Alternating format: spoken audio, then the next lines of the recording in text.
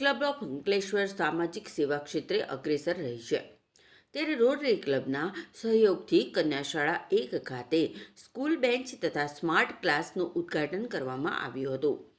વિદ્યાર્થીઓની સુવિધા માટે સ્કૂલ બેન્ચ તથા મનીષભાઈ શ્રોફના આર્થિક સહયોગથી સ્માર્ટ ક્લાસનું ઉદ્ઘાટન કરવામાં આવ્યું હતું.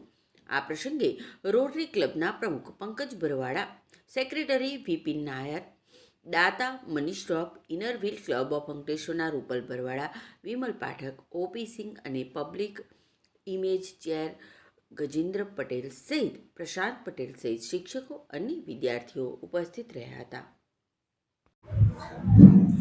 નમસ્કાર.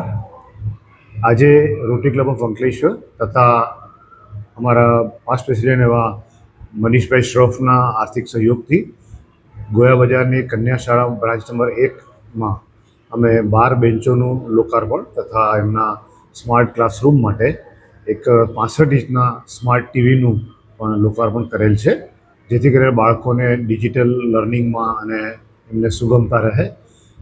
આ શાળાની વ્યવસ્થા અને શિક્ષકગણનું જે મેનેજમેન્ટ એ બધું જોઈને ખૂબ આનંદ થયો. ખૂબ સુંદર રીતે શાળા ચલાવવામાં આવે છે. એમને સવારનો જે આરોગ્યપ્રદ નાસ્તો અમે પણ ટેસ્ટ કર્યો, જે બાળકોના તંદુરસ્તી માટે પણ બહુ જરૂરી છે. રોટરી ક્લબ અંકલેશ્વરની સામાન્ય જનતા અને એમના માટેના હેલ્થ અને મેડિકલ ક્ષેત્રે, હેલ્થ, મેડિકલ અને એજ્યુકેશન ક્ષેત્રે સદા તત્પર હોય છે. જે પણ ઉપયોગી કાર્યો થઈ શકે યથાશક્તિ રોટરીનો ફાળો હવે હંમેશા સાથે જ હોય છે. અને એક રોટરીનું ટાર્ગેટ છે કે અંકલેશ્વરના લોકજીવનમાં વણાઈ જવું. આજે રોટરી 49 વર્ષમાં પ્રવેશી ચૂકી છે. આવતા વર્ષે અમારો ગોલ્ડન યર આવી રહ્યું છે, તો આ જ અમારા પ્રયત્નો ચાલુ રહેશે.